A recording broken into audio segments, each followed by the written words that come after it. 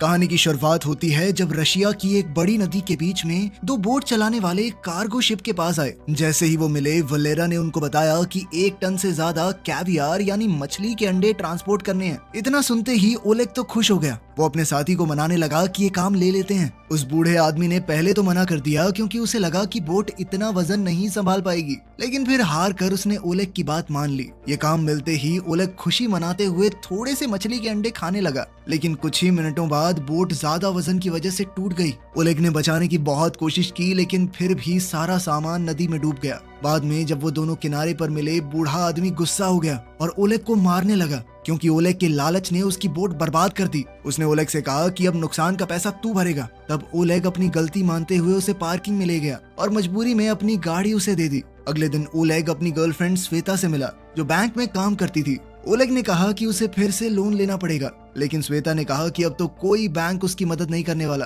फिर ओलेग ने अपनी गर्लफ्रेंड से कहा कि बैंक का पैसा चुरा लें, लेकिन श्वेता ने मना कर दिया और कहा कि ऐसा करने से प्रॉब्लम और बढ़ जाएगी। थोड़ी देर बाद ओलेग अपनी साथी के साथ वहाँ से निकल गया। श्वेता ने देखा कि ओलेग के पास एक नई गाड़ी है जो गंदगी और मछलियों के टुकड़ों से भरी हुई थी। अपने बॉयफ्रेंड की प्रॉब्लम सॉल्व करने के लिए श्वेता ने उसे याद दिलाया कि पापा तुम्हें थोड़ा पैसा दे सकते हैं, वैसे ही सब उन्हें घर बेचने के लिए कहते रहते हैं, तुम उन्हें मना लो, फिर मेरे हिस्से जो आएगा वो तुम्हारा। लेकिन ओलेग ने मना कर दिया कि वो अपने आप को नीचा नहीं दिखाना चाहता।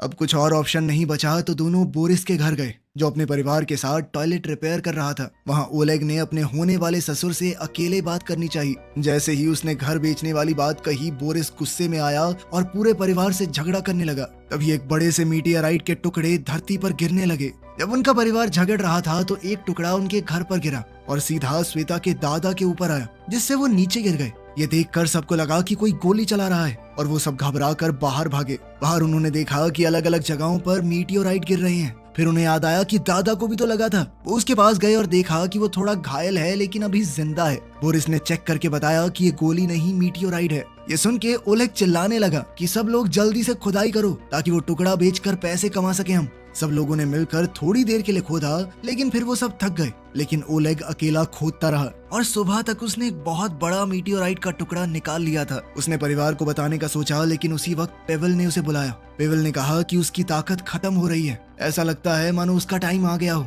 ओलेग ने कहा कि रुकिए, मैं एम्बुलेंस बुला रहा हूँ, लेकिन पेवेल ने उसे रोका और कहा कि मैं अपनी जिंदगी में सब कुछ देख चुका हूँ, अब मुझे कुछ और नहीं चाहिए। इसके बाद बूढ़ा आदमी उसके सामने ही चल बसा। ओलेग टेंशन में श्वेता को बताने गया, लेकिन श्वेता ने उसे इग्नोर कर दिया और सोती रही। ओलेग को ये नहीं पता था कि मीटियोराइट अपनी शेप बदल चुका है और अब वो एक जामुनी रंग का लिक्विड बन गया था।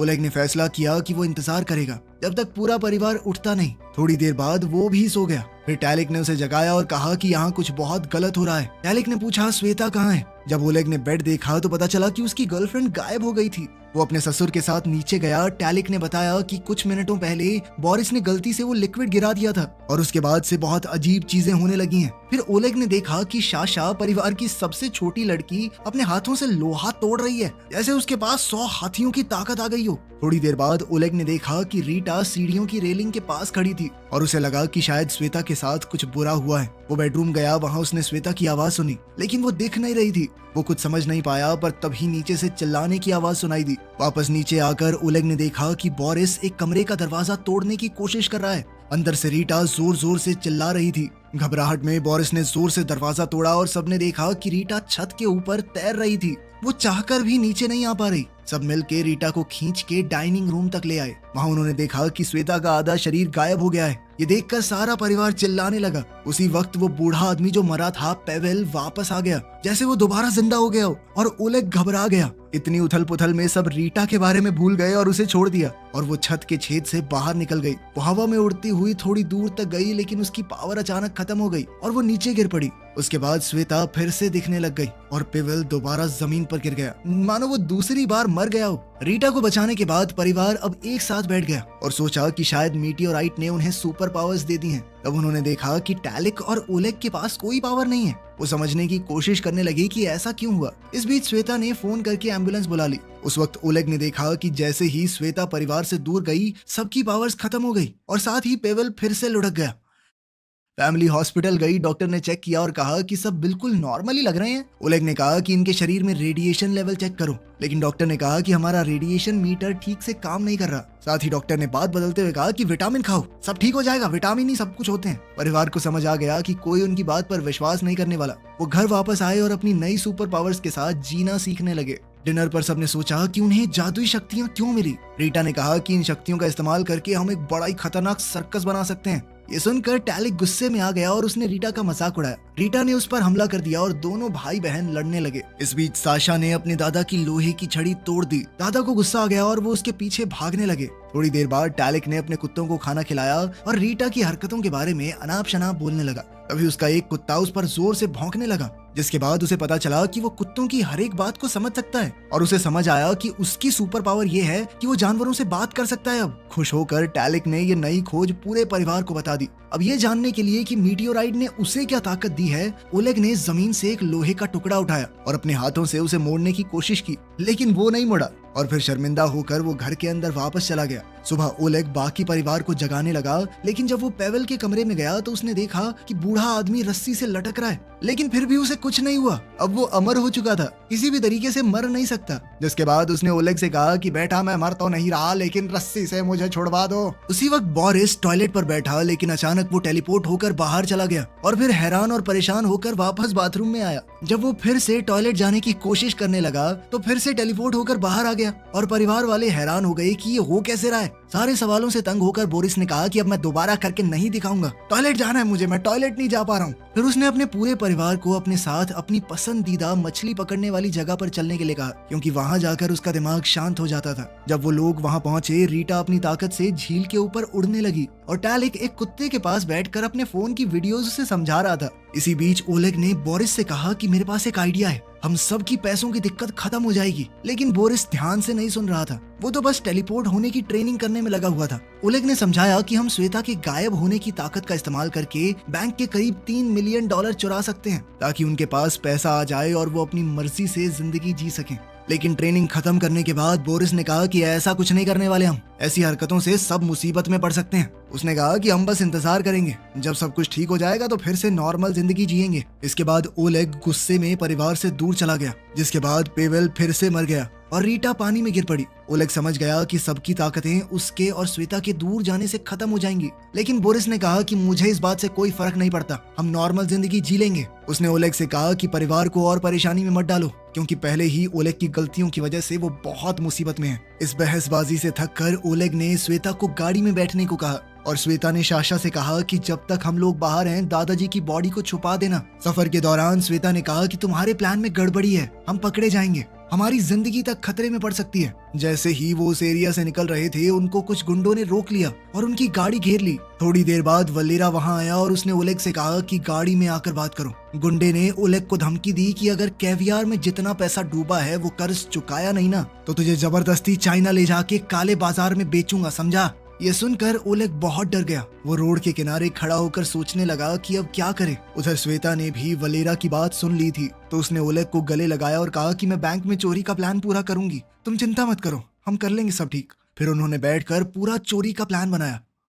बाद में पूरा परिवार लिविंग रूम में इकट्ठा हुआ और सबने मिलकर तय किया कि चोरी का प्लान अब शुरू करना है। इसके बाद सबने फैसला किया कि रात भर पार्टी करेंगे, क्योंकि हो सकता है कल पकड़े जाएं, फिर जेल में चक्की पीसनी पड़े, तो आज पार्टी तो बनती है। सुबह ओलेग ने रीटा के साथ मिलकर नाश्ता बनाया। रीटा ने कहा कि मुझे एक प्ले करना है। बोरिस ने भी जोर डाला तो ओलेग ने उसकी बात मान ली। फिर सब लोग एक बड़े थिएटर गए जहां रीटा ने अपना इंट्रोडक्शन दिया। उस जगह के हेड ने उसकी शक्ति देखी तो वो हैरान हो गया। इसके बाद परिवार के सभी लोगों ने एक एक करके अपनी ताकत दिखाई और वो आदमी ये सब देखकर पूरी तरह हिल गया। हैरान होकर थिएटर का हेड बोला कि मैं तुम सबको काम पर रखूंगा, लेकिन ये सुनकर ग्रुप वहां से निकल गया और ओलेग ने उस आदमी को धमकाया कि कोई भी रिकॉर्डिंग तो नहीं कर रहा था ना। रात को ओलेग को लगा कि उसके शरीर में कुछ तो अजीब हो रहा है। बाथरूम में जाकर उसने देखा कि उसकी ताकत है कि उसकी उंगलियों से पानी निकलता है। ये क्या फुद्दू सी पावर है। अगली सुबह ओलेग साशा के साथ एक महंगे रेस्टोरेंट में लंच करने गया, क्योंकि साशा ने ये शर्त रखी थी कि वो बैंक लूटने में मदद तब करेगी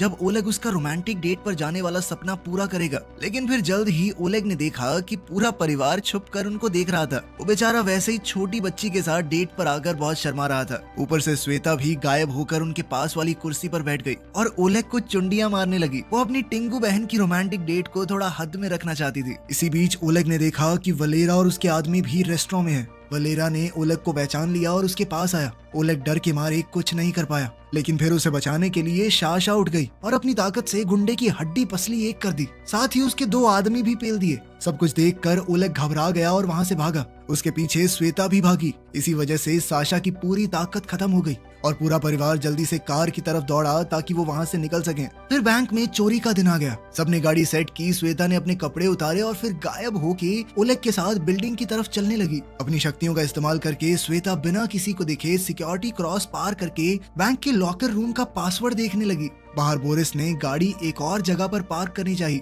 लेकिन पुलिस कार ने उन्हें रोक लिया। पुलिस ने कहा कि जल्दी से रास्ता खाली करो। टैलिक ने सोचा कि अगर दूर गए तो श्वेता की ताकत चली जाएगी। बोरिस ने टाइम पास करने की कोशिश की और रास्ता छोड़ने से मना कर दिया। पुलिस ने गुस्से में गाड़ी की फोर्स से उन्हें धक्का दिया और उस जगह से दूर कर दिया। इसी वजह से पेवल फिर से मर गया और श्वेता अचानक दिखने लगी। बैंक के अंदर मौजूद सभी लोग शॉक हो गए। ओलेग तुरंत बाहर भागा और परिवार के साथ मिलकर बूढ़े को बिल्डिंग के पास खींच लिया, जिससे श्वेता की पावर वापस आ गई। लेकिन प्लान तो फेल हो गया था। वो सब जैसे ही निकलने लगे, पुलिस की गाड़ी ने पीछे से उन्हें रोक लिया। उन्होंने पहले ही बोरिस को वार्निंग दे रखी थी, तो पुलिस वाले के आने से पहले वो वहाँ से टेलीपोर्ट हो गया ताकि बात और न बढ़ जाए। लेकिन गलती से पुलिस की गाड़ी के अंदर ही टेलीपोर्ट हो गया था वो। भैया ये गाड़ी आपकी है? अच्छी है बहुत। घर लौटने के बाद बोरिस ने कहा कि आज तो ओलेग की वजह से बच गए। गुस्से में ओलेग ने सबको डाइनिंग रूम में बुलाया और कहा कि तब तक कोई कुछ और काम नहीं करेगा जब तक चोरी पूरी नहीं होती। रीटा ने कहा कि मुझे अभी भी प्ले करना है, लेकिन सबने मिलकर उसे चुप करवा दिया। अपनी बेइज्जती से परेशान होकर वो बाथरूम में रोते हुए भाग गई।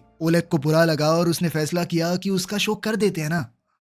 शो की रात रीटा बहुत घबरा गई। वो गलती से दूसरी ओर मुड़ गई और पूरी बिल्डिंग में उड़ने लगी। ओलेग और श्वेता अलग हो गए ताकि रीटा को पकड़ सकें, लेकिन रीटा के मिलने से पहले ही वलेरा वहां आ गया और उसने ओलेग के मुंह पर मुक्का दे मारा, जिसके बाद ओलेग तुरंत ही बेहोश हो गया। थिएटर का हेड अपना प्ले बिगड़ने से बहुत नाराज था। उसने बदला लेने के लिए कहा कि ओलेग को पब्लिक के सामने सजा दो। उसे स्टेज के पर्दे के पीछे फेंक कर बहुत मार पड़ी। थोड़ी देर बाद ओलेग बाहर आया और अपने परिवार से मिला। श्वेता ने अपने बॉयफ्रेंड को ऐसे देखकर पूछा कि क्या हुआ तुम्हें? बस मेरा हो गया है, थक गया हूँ मैं, ओलेग ने कहा। ये परिवार बेवकूफ और मतलबी लोगों का झुंड है और कुछ नहीं। उसने गुस्से में सबको कह दिया कि चाहे तुम्हारे पास पूरी दुनिया की ताकत आ जाए, फिर भी तुम बेवकूफ ही रहोगे। उसने ये भी कहा कि अपना कर्ज मैं अकेले चुकाऊंगा और फिर सबको वहीं छोड़कर वो चला गया। लेकिन बोरिस ने कहा कि इस परिवार से कोई दूर नहीं जाता। उसने अपने दामाद को पकड़ा और जबरदस्ती बैंक ले गया। वहाँ सबने अपने प्रोफेशनल मास्क पहने। रीटा ने एक बड़ी चेन लेकर दीवार पार की और साशा ने ट्रक धकेल कर गली का रास्ता बंद कर दिया। इसके बाद बोरिस टेलीपोर्ट होकर अंदर चला गया,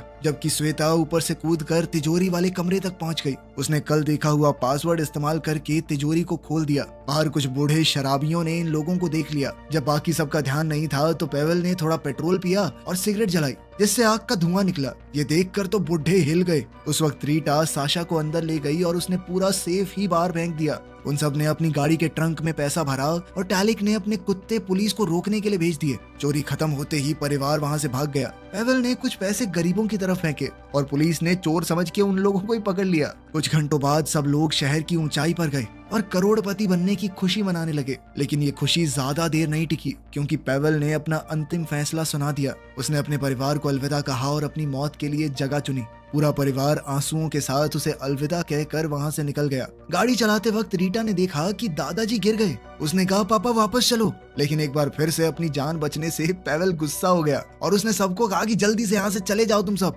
पागल हो क्या, परेशान कर रहे हो यार, बूढ़ा आदमी चैन से मर भी नहीं सकता। और इसने आइडिया दिया कि हम एक बड़ा सा घर खरीद के सब साथ में रहेंगे, लेकिन सबने कहा कि पैसा बांट लो, ठीक है, सबके अपने प्लान है। बोरिस ये सोचकर उदास हो गया कि कोई उसके साथ नहीं रहना चाहता। तब पेवल ने कहा कि देखो मैंने पुलिस को बुला दिया है, अगर जल्दी से यहाँ से नहीं गए ना तुम लोग तो सबके सब फंसोगे, जेल में रहोगे तुम, समझे।